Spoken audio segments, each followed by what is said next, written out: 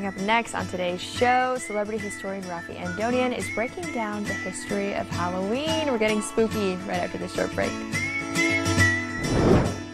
As you know by now, it's October 1st, so that means spooky season starts today. You might as well surround yourself with pumpkins and gorge on some candy as you listen to the haunted history of Halloween. Our celebrity historian, Rafi Andonian, who scares us with how much history he knows, is joining us via Zoom. Good morning, Rafi. Good morning. Here I am. Scary. You are always full of surprises. I'm loving the get up today. I had to scare you with the history, you know? This is amazing, but regardless, we're going to dive right in. I'm intrigued to know, how did Halloween first begin? So Halloween, think of it like the symbolism that we have, right? Between the pumpkin and the ghost, the harvest and death. You know, you kind of have this... the bearing of fruit, if you will, and death on the other side. And the reason that's the case is because it goes to a Celtic holiday known as Samhain, which is basically the threshold between the harvest season and entering the winter cold seasons. And it's kind of seen as a new year, actually. Okay. So you can see why that kind of the contrast of the harvest and the bounty with the ghost comes together. And what's interesting about that holiday, with the Celtic holiday, is the fact that you have this notion of supernatural beings that go around to collect some of the fruit of the harvest. They go door to door, and you're supposed to offer up some sort of fruit or bounty for that supernatural being, and there are demons along the way that they may encounter. And that, if you think about it, sounds a little bit like trick-or-treating, right? Yeah. Going door to door and getting some kind of like, candy in this case, but something cool, right? But it's not the only place that you get that. Now, that Celtic tradition is maybe about 1,000 years old, these stories and these sagas that come out. But if you go prior to that, there are other symbols we borrow from. So, for example, when you go to ancient Rome, there are these little skeletons that they would give at banquets that have these joints on them, so the skeleton could jiggle. And the skeleton can jiggle, allows you to dance in the banquet with the skeleton. Believe it or not, this is I an love actual thing. So think about the skeletons and the jiggly skeletons that we have. So it's really kind of there you go. Actually, you're looking at it right there on your screen. Ooh. You're looking at people dancing with the skeleton. That's exactly what we're talking about over here. And so, the Irish are kind of drawing on pagan traditions that the Romans are, combined with Catholic traditions. Of course, Catholic Church does draw on some of the pagan traditions. Now, here in the USA, you might think that's a little creepy if you are an American and you're, think about in the United States, some of the early Americans are coming to the colonies at the time, not the United States, looking to try to get away from the pagan stuff that they saw was too pagan in the Church of England, which they thought was too connected to Catholicism.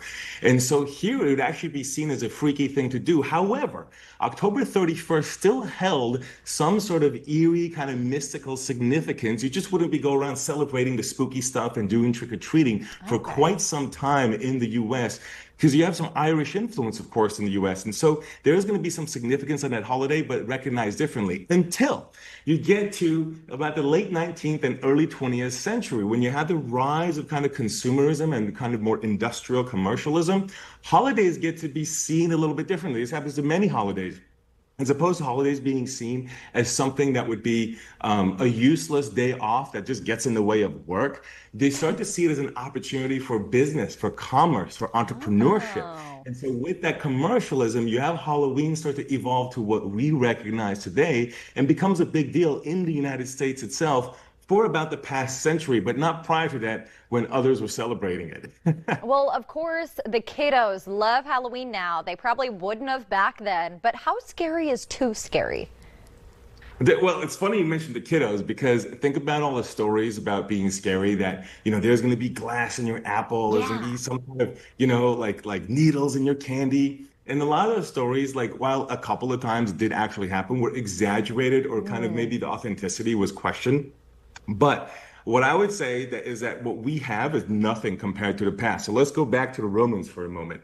And there's an example of one of the emperors in Rome who does a feast, and at the feast has a bunch of senators come, and the senators have their names on on tombstones, paints the place black, and starts to serve them food that would be served to dead people. What? Because as sort of, yeah, if you visit the cemetery, a grave, you're not going to give them the same kind of quality of feasting, right? So these senators come and they're getting food that's served to dead people. They see their names on the tombstone, and they see the place painted in black. They're like, wait a minute, are we about to get executed?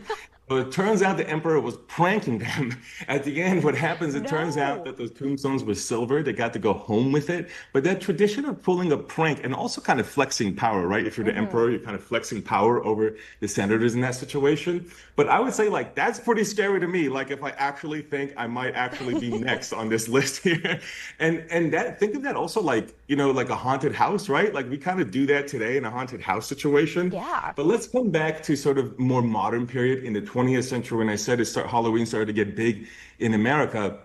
You might be surprised at some of the stuff that was pulled, including in the wholesome Midwest. So, for example, in Iowa, in Des Moines, there's an account where in Des Moines there were more than 500 police reports that were filed for like bricks being thrown, windows being soaked, trash being thrown all over the place. More than 500 police reports in one night. Wow. Around on Halloween in Des Moines, Iowa. How about in the Dakotas? There's a town of 18,000. I forget what the town's name is right now, but a town of 18,000, all right? And of the town of 18,000, there's 135 truckloads of refuse that is thrown all over the streets. Oh my goodness. And so there was an article at the time in the 1950s, I would say, in the Scientific American, the magazine, where the author talks about, the advent and the sort of popularity of indoor plumbing actually helped reduce some of those incidents and was therefore a savior, which is really freaky when you talk about how scary is too scary,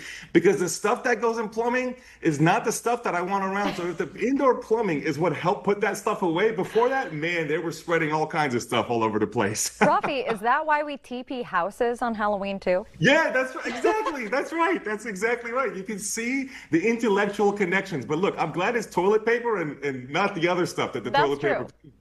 That's true. We got lucky. Now, you mentioned haunted houses earlier. I want to go back to that because why do they look the way they do? I'm a huge fan of them.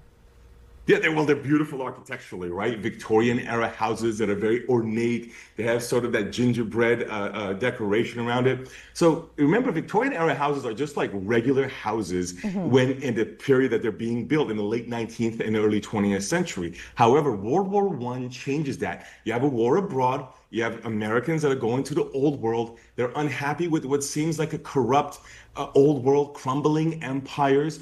And so there is a shift toward we need to be more modern, and this kind of shift toward modernity and building newer houses that look not like their grandparents' home. And as a result, a lot of those homes get abandoned. Think about like ghost towns and think about eventually decaying buildings in bigger cities. And so they get associated with sort of the decaying old past. And as a result of that, you have these, they start to look creepy. They start to be associated with a haunted past, and ghosts are still in there as opposed to the modern future. But there's a shift in architecture that happens because of the war and because of a global context that affects how we treat those buildings and then how we view those buildings as a result of that, as sort of this past decay, and therefore all those past ghosts and bats and all kinds of things, permeating throughout them. Wow. Okay, I never would have guessed we were just trying to ditch the grandparents' old house. That's right. Back then, historic preservation wasn't cool. Like, I think in the past 15 years, there's been a little bit of a move to make historic, to preserve certain cultures, both like, languages, for example, of different cultures. And I would say some of the built environment, historic downtowns kind of getting revitalized.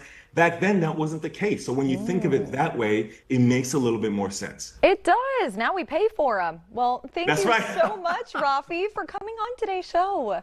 Thanks, Tatum. Absolutely. You never know if it's a trick or treat with him, but I'm glad we were treated today. But you guys don't go racing off to get your candy quite yet. We've got your daily dose of motivation right after this break.